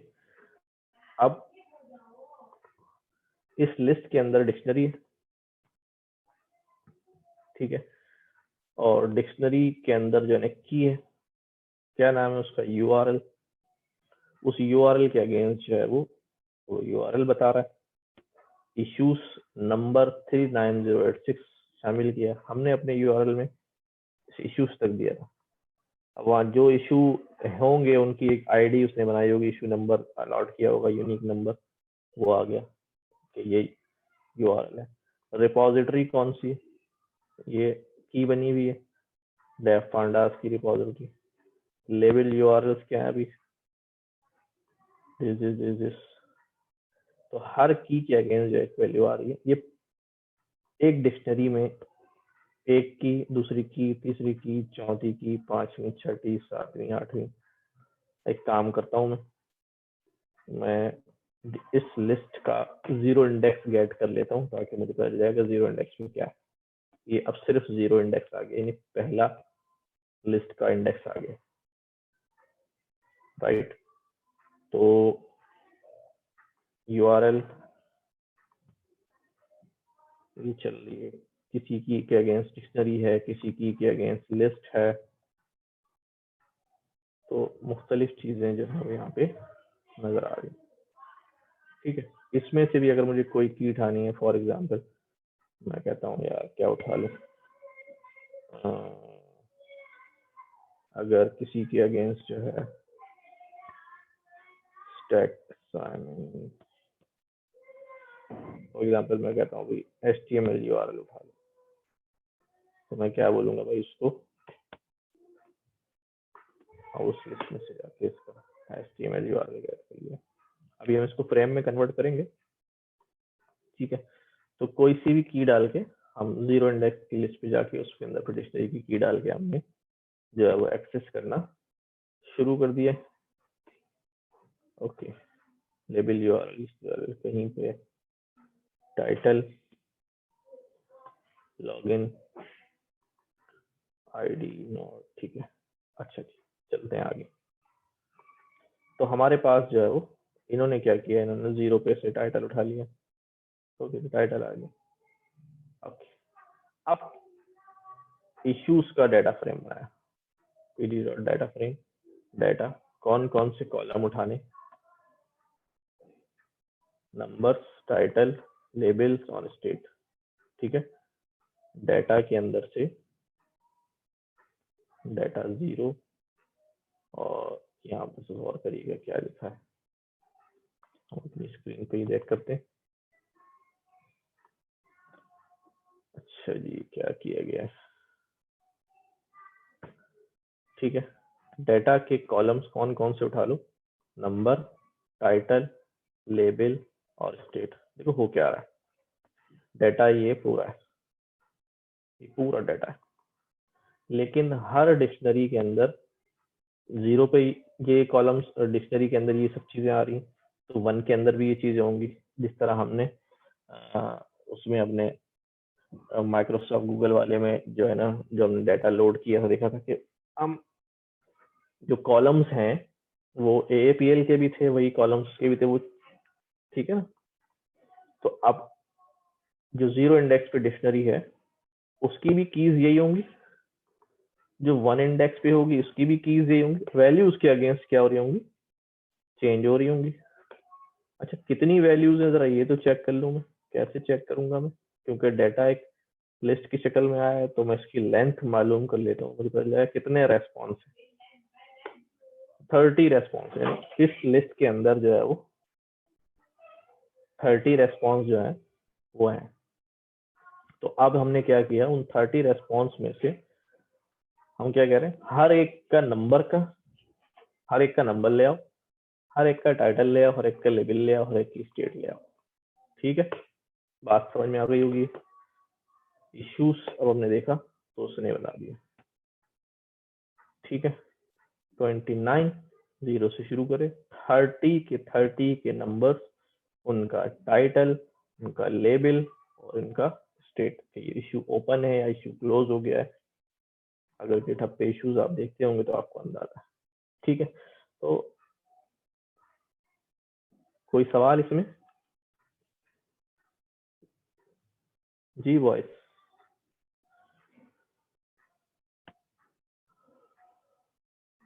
नो सर, सर कोई हम इशू। ये सर समझ में आ हम रही ये बात? जो नहीं सर, बोल। एक्सक्यूज मी सर, ये जो अभी आपने हमें पूरा हमें बताया, ये हम अपने जो हमने URL गेट किया है उसके अंदर जो हाँ। इश्यूज हैं उनको एक्सप्लोर करने के लिए कर रहे हैं, या ये जो हमारे पास कमांड्स हैं जैसे आपने इश्यूज डॉट डेटा फ्रेम वगैरह, या उसको जेसन में या मतलब हम बेसिकली क्या URL को पूरा स्टडी कर रहे हैं सर? नहीं, हम ये जो भी URL को स्टडी नहीं कर रहे हैं, हम ये सीख रहे हैं कि हम हमारा टॉपिक जो है ना बेसिकली क्या है, हमारा टॉपिक है interacting with the web API in data frame. कि हम किसी वेब एपीआई से जब हमारे पास डाटा आएगा तो हम उस डाटा को कैसे अपने फ्रेम में कन्वर्ट करेंगे, ये सीख रहे हैं। उसमें क्या है, हम इश्यूज नहीं डिस्कस कर रहे हैं, हम ये सीख रहे हैं कि हम उस डाटा को अपने फ्रेम पे कैसे लेकर आएंगे, फिर उसको एनालाइज कैसे करेंगे, ठीक है ना। आ रही बात समझ में? नहीं सर, फिर से यार आप जैसे नहीं, देखें, चले इसी को बताएं। हाँ सर, ये जो अभी आप लाइन दिखा रहे हैं इसको जरा। हाँ, मैं ये कह रहा हूँ कि हमारा टॉपिक जो है, हम पढ़ रहे हैं पांडास। जी पांडास सर, के अंदर हम डाटा गेट करना सीख रहे हैं। हमने बिल्कुल। डाटा, इससे पहले अभी हमने सीखा कि हमारे पास CSV फॉर्म में कोई डाटा आ जाए, एक्सेल फॉर्म में आ जाए, किस में आ जाए, तो हम उसका क्या करेंगे, कैसे जी सर, लोड करेंगे ताकि हम उसके ऊपर अपनी पांडास की जो क्वेरीज हैं वो चला सकें, ठीक है। ठीक। अब मसला ये, अब मैं आपको कह रहा हूँ कि यार ये लो डाटा, मैंने आपको डाटा दिया, लेकिन आप डाटा मैंने आपको फाइल की शक्ल में नहीं दिया, मैंने एक लिंक दे दिया, अच्छा, ठीक है। सही तो सही यहाँ सही। पर ये लिंक मैंने आपको दे दिया, भाई ये लो डाटा यहाँ पर है। अब आप बोलोगे सर मैं इसका क्या करूँ, तो भाई API का लिंक है, आप जाओ एपीआई से डाटा फैच करो, उसको प्रॉपरली पार्स करो और देखो उसके अंदर क्या आ रहा है। तो अब हमने वो काम शुरू किया। तो जब हमने ये सारा प्रोसेस किया, हम यहाँ पहुंचे, तो मैंने आपसे कहा था कि भी मैंने जो भी मेरी रिक्वायरमेंट होगी, फॉर एग्जाम्पल रिक्वायरमेंट यही थी कि भाई इश्यूज के नंबर, टाइटल और लेबल्स के ऊपर हमने इन 4 चीजों पे काम करना है। तो आपने 4 चीजें लोड कर ली। अब मैं इसमें से आपसे क्वेरी कर सकता हूँ भाई कि जो है ना कितने जो है ना इश्यूज हैं जो ओपन है और कितने जो है क्लोज हो चुके हैं इन सही। 30 इश्यूज अच्छा में से। अच्छा तो अब अच्छा आप सही। इसके कॉलम पे मतलब क्वेरी लगाएंगे। ओके ओके, मतलब यानी कि एक टाइप ऑफ डेटा है जो कि बेसिकली यूआरएल पे पड़ा हुआ है, एक वेब एपीआई पड़ा हुआ है, वहाँ से उठाओ और उसको जो है पांडास की लाइब्रेरीज या जो उसकी कमांड्स यूज़ करते हुए रीड कर रहे हैं हम लोग बेसिकली। ठीक है। अब फर्दर हम क्या कर सकते हैं, अब फर्दर हम जो है ना इसके ऊपर अपनी क्वेरीज जो है वो चला सकते हैं। हमारे पास डेटा आ गया, जैसे पुराना डेटा हम यूज करते हैं, यहाँ तक हम फ्रेम के अंदर आ गए। और फ्रेम की जो क्वेरीज हमने सीखी है हम चला सकते हैं। ठीक है, देखो तो ये काम किया हमने। ठीक है, अगला हमारा डेटाबेस से अगर हमारे पास डेटा आ जाए तो हम कैसे इंटरेक्ट करेंगे। ठीक है,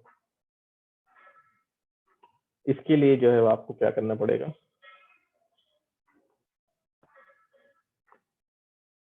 अच्छा इसकी मैं अभी एक काम करता हूँ, डेटाबेस में भी नहीं जाता हूँ, मुझे लग रहा है कि ज्यादा हो जाएगा।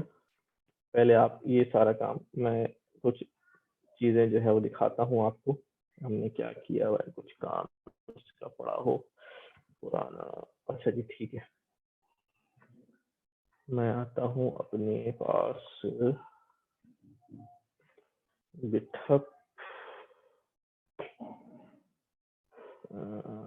github.com चल जाओ।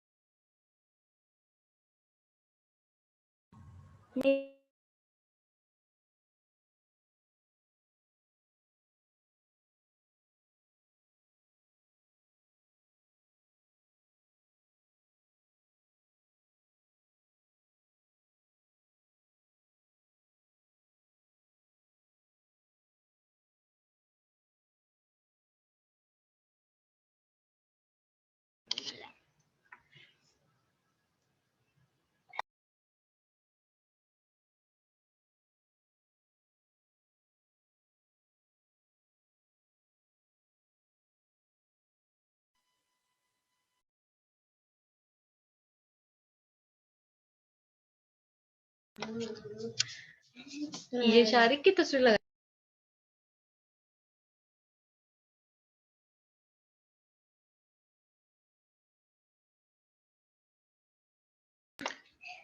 अस्सलाम वालेकुम, लगता है सर चले जा चुके हैं, डिस्कनेक्ट हो गए।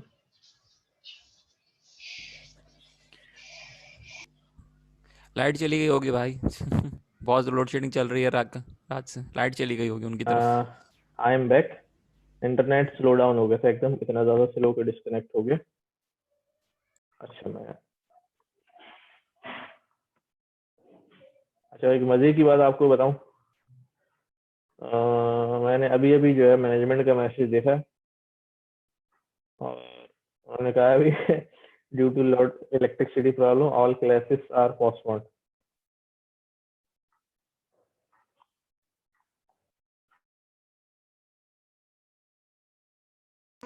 सर मैंने भी बीच में क्लास ज्वाइन किए, लाइट नहीं थी मेरी भी। जी अटेंडेंस जो है ना हाफ से भी कम है आज।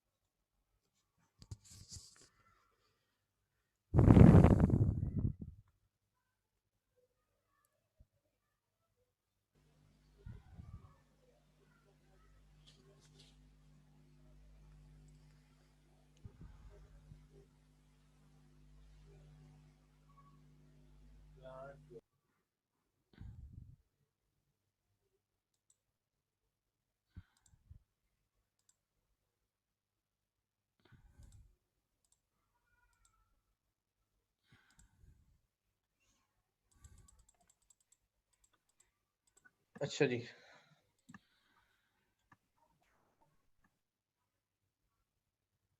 अच्छा जी, एकदम इंटरनेट जो है वो बार बार थोड़ा सा तंग करने लगा है। वेल, हम आते हैं यहाँ पे, सब लोग साथ हैं। Yes sir. यस सर, हम लोग ओके सर। ओके, मैं कह रहा था अभी अभी मैंने मैनेजमेंट का मैसेज पढ़ा कि ऑल क्लासेस आर पोस्टपोन्ड। मैंने कहा वाह भाई वाह। सर मुझे लगा आपको पता है। नहीं यार, मैंने अभी पढ़ा उसको ना। चलो मतलब ठीक है। मैंने ग्रुप में भी शेयर किया, फिर मैंने कहा सर तो क्लास ले रहे हैं, तो फिर मैंने डिलीट कर दी वहां से पोस्ट में। चलो खैर है। जो पोस्टपोन्ड होने की वजह यार वो इलेक्ट्रिक इशू की वजह से, इलेक्ट्रिक इशू की वजह से।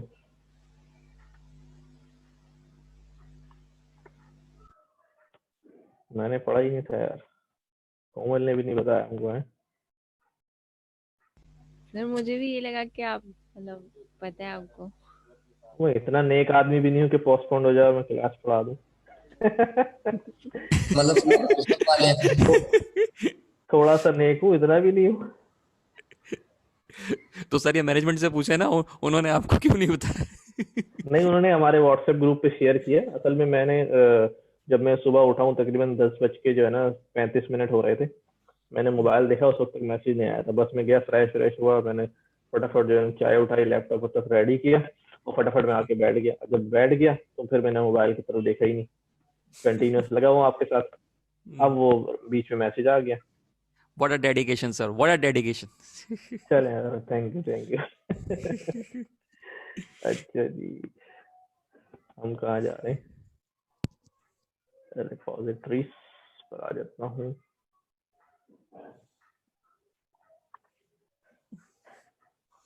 नेट भी एकदम से स्लो हो गया।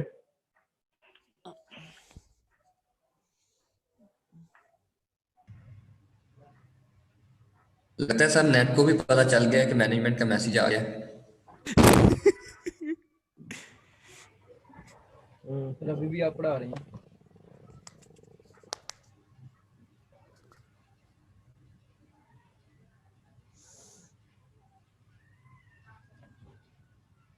मैनेजमेंट रोके ना रोके, इंटरनेट जरूर रोक देगा।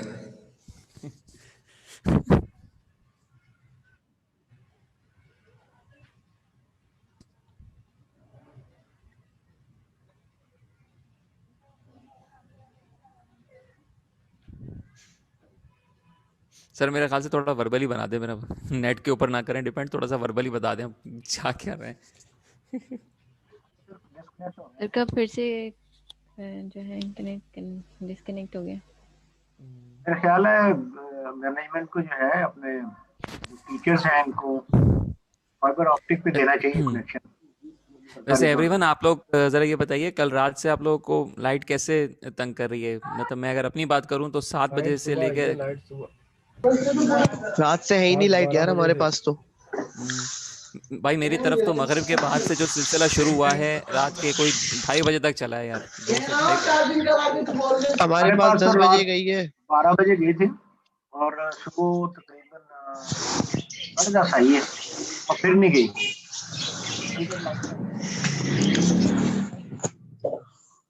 ये सिर्फ शायद कराची में नहीं गई, पूरे मुल्क में गई थी। रात 12 बजे गई थी और सुबह आई थी शायद। अरे बहुत सोशल मीडिया ने तो एक और कर दिया था कि जी खुदा ना खास्ता जंग का खतरा हो गया, अब